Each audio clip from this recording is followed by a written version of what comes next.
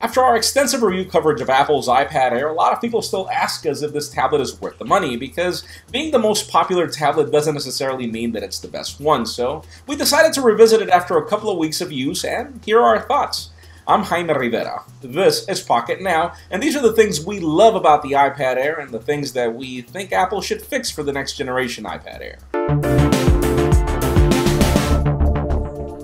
One of the things we love the most about the iPad Air is that it's probably one of the most powerful tablets out there for what it can do. Notice the disclaimer. And the reason why I say that is because obviously this is just a bloated smartphone. It carries a mobile operating system and a mobile chipset that can run mobile applications on a big display. And speaking of that, if we focus on that, which is pretty much the mainstream of tablets, this is pretty much the tablet that does it best. It doesn't matter what application you throw at it, it doesn't matter what game you throw at it, it pretty much launches everything perfectly, and it does an amazing job at playing either multimedia or whatever productivity application is available for the mobile space. So yeah, out of the mobile tablets out there, it is probably one of the best ones when it comes to more bang for your buck if you think about it. And speaking of those mobile applications, again, the iPad has the best mobile selection of applications out there. There's just no way around it. If you want a good Twitter experience, you need an iPad. Don't get an Android tablet unless it's a Samsung Galaxy Note 10.1 2014. And that's really the problem with Android. It's a lot of bloated applications that were not designed for tablets. And when it comes to the iPad, there's just no way around it. Apple has done a great job with developers in making them adopt the iPad.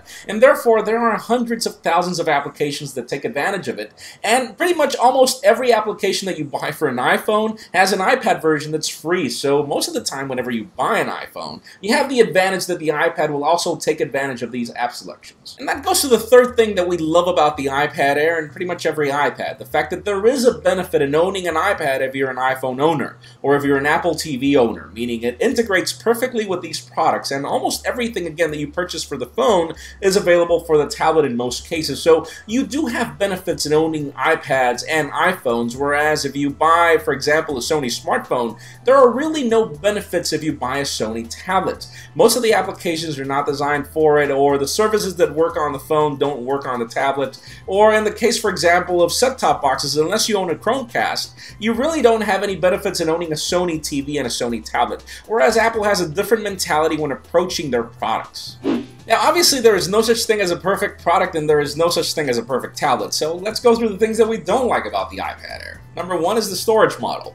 $500 for a 16 gig tablet is too much money, one, and 16 gigs is too little for a tablet, a multimedia product specifically. It doesn't have any expandable storage, and then you have this problem where applications have been bloated after the whole Retina display iPad was launched. So when you think about it, what's the point about having this beautiful tablet with a beautiful design and all this horsepower if 16 gigs is pretty much just a couple of games and not a movie, no music? It'll not help you with a lot of the things that you want for 16 gigs, and so therefore you're forced to go to 32 gigs or 64 gigs, and that really makes the iPad Air very expensive. Another thing that we do not like about the iPad Air is more specifically iOS 7. It seems that Apple just pushed this out of the blue because they had to push it out, but they weren't really ready to push it for tablets. iOS 7 looks good on the iPhone, but when you bring it to the tablet experience, it seems that everything is bloated. Like, for example, the calendar application. When you came to the iPad before, it was a different experience to what you had on the phone, but now everything is just bloated and different.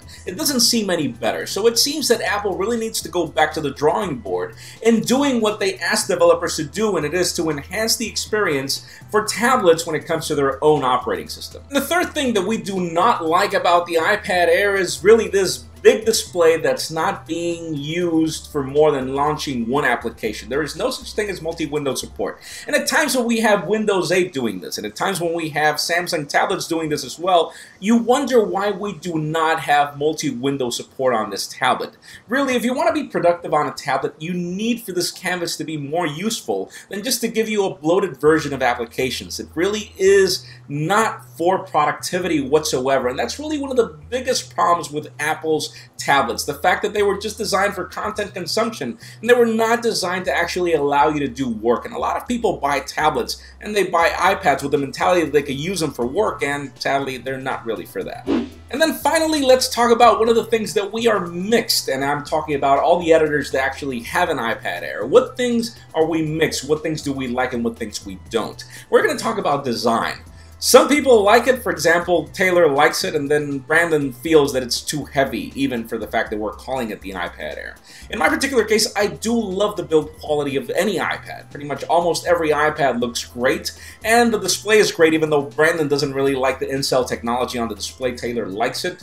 In my particular case, I do like the display, I do like the design, I do feel that it's the best looking tablet in the market. So, then again, that leads me to the question of the day. How do you feel about the iPad Air? Do you feel that it's worth the money? Have you bought it? Do you like it? Leave us a comment down below, because in my particular case, again, I do like it, but not every one of the editors does.